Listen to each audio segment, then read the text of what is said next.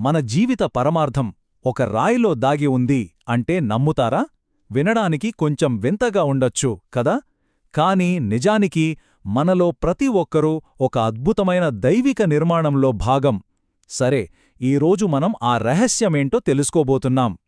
ఇక్కడొక అద్భుతమైన ఆలోచనతో మొదలుపెడదాం.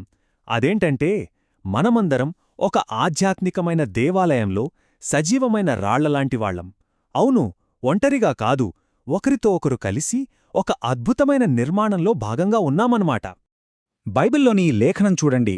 సజీవమైన రాళ్ళు అనే ఈ ఆలోచనకు ఇదే పునాది. అంటే మన ఉనికి కేవలం మనం ఒక్కరికే పరిమితం కాదు, మనం ఒకరితో ఒకరం ముడిపడి ఉన్న ఒక గొప్ప నిర్మాణంలో భాగం అని ఇది స్పష్టంగా చెబుతోంది. మనం విడివిడిగా ఉన్న రాళ్లం కానే కాదు, కలిసికట్టుగా ఒక ఆధ్యాత్మిక మందిరంగా కట్టబడుతున్నాం. సరే, బావుంది. ఇంత ప్రాముఖ్యత ఉన్న ఈ రాళ్ళు అసలు ఎక్కడ్నుంచొస్తాయి? వాటి ప్రయాణం ఎక్కడ మొదలవుతుంది? రండి, ఇప్పుడు ఆ మూలాన్ని వెతుక్కుంటూ వెళ్దాం. ఈ రాళ్ల ప్రయాణం మనం అస్సలు ఊహించని ఒక ఆశ్చర్యకరమైన ప్రదేశంలో మొదలవుతుంది. నిజంగా మన ప్రయాణాన్ని ఒక చీకటి గనితో పోల్చవచ్చు. అదే మన గతం.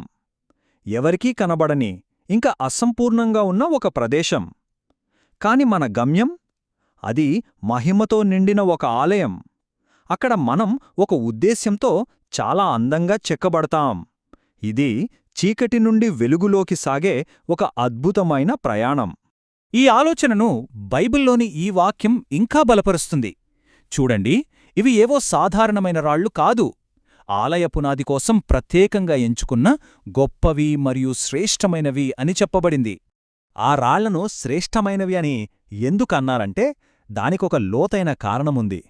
వాటి విలువ వాటికోసం చెల్లించిన మూల్యంలో ఉంది.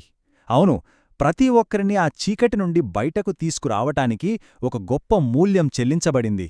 అందుకే అవి అంత అమూల్యమైనవి.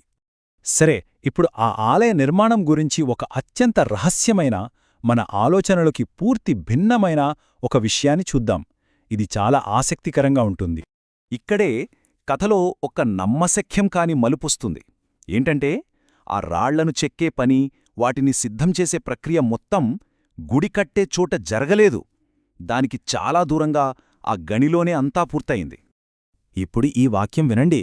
ఆ గొప్ప నిర్మాణం జరుగుతున్నప్పుడు అక్కడ సంపూర్ణమైన, లోతైన నిశ్శబ్దముందే. ఒక్క సుత్తచప్పుడుగాని, గొడ్డలిచప్పుడుగాని, అసలు ఏ ఇనుప పనిముట్టు శబ్దం కూడా వినబడలేదంట. ఎంత ఆశ్చర్యం గదా! అసలు ఆ ఆలయాన్ని పూర్తి నిశ్శబ్దంలో ఎందుకు కట్టాలి? ఈ నిశ్శబ్దం మనకి ఏం చెప్పాలనుకుంటోంది? దీని వెనుకున్న అర్థమేంటి? రండి, ఆ నిశ్శబ్ద నిర్మాణం కథలో దాగి ఉన్న ఆ లోతైన ఆధ్యాత్మిక సూత్రమేంటో ఇప్పుడు చూద్దాం.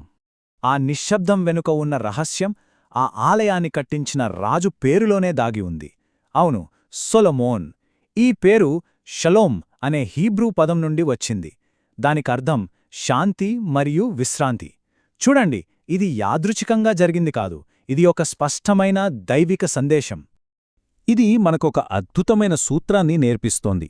ఏంటంటే, దేవుడు చేసే అత్యంత ప్రాముఖ్యమైన పని హడావిడిలో, గోలలో జరగదు. అది సంపూర్ణమైన శాంతి, విశ్రాంతి ఉన్న వాతావరణంలోనే జరుగుతుంది. నిజం చెప్పాలంటే, ఇది మనం ప్రొడక్టివిటీ గురించి ఆలోచించే విధానాన్ని పూర్తిగా తలకిందులు చేస్తుంది. ఎందుకంటే, ఈ ఆధ్యాత్మిక విధానంలో విశ్రాంతి తీసుకోవడమే అసలైన ప్రగతి. సరే, ఈ ప్రాచీన సూత్రం ఒకవైపు, దానికి పూర్తి విరుద్ధంగా ఉన్న మన ఆధునిక జీవితం మరోవైపు. దాని గురించి ఇప్పుడు చూద్దాం. దీన్నే హడావిడి జబ్బు అని అనవచ్చు. మనలో చాలామందికిది అనుభవమే కదా. ఎప్పుడూ ఒక అడుగు ముందుండాలి అనే తపన, నిరంతరం ఒత్తిడితో కూడిన జీవితం, దీని లక్షణాలు మన రోజువారీ అలవాట్లలోనే స్పష్టంగా కనిపిస్తాయి. ఈ నిరంతర హడావిడి కేవలం మనస్కి సంబంధించిన విషయం మాత్రమే కాదు, ఇది మన శరీరం మీద కూడా చాలా తీవ్రమైన ప్రభావాన్ని చూపుతుంది. మనల్ని ఒత్తిడికి, అనారోగ్యానికి గురిచేస్తుంది. మరి దీనికి పరిష్కారం లేదా? ఉంది. ఈ కథే మనకు ఒక పరిష్కారాన్ని, ఒక ఆహ్వానాన్ని అందిస్తోంది. ఆ నిశ్శబ్ద ఆలయం కథ మనకు ఒకటే చెబుతోంది: మన జీవితాలను హడావిడి, ఒత్తిడిలో కాకుండా శాంతి, విశ్రాంతిలో నిర్మించుకోమని ప్రేమగా ఆహ్వానిస్తోంది. ఈ సందేశం మరింత మందికి చేరాలి అనిపిస్తే దయచేసి లైక్ చేయండి, షేర్ చేయండి, ఇంకా మీ అభిప్రాయాలను కామెంట్స్లో చెప్పండి. మాతో కనెక్ట్ అయి ఉండటానికి ఫాలో అవడం మర్చిపోకండి. ఇలాంటి విషయాలను ఇంకా మీ ముందుకు తీసుకురావడానికి మీ ప్రార్థనలు నాకు చాలా ప్రోత్సాహాన్నిస్తాయి.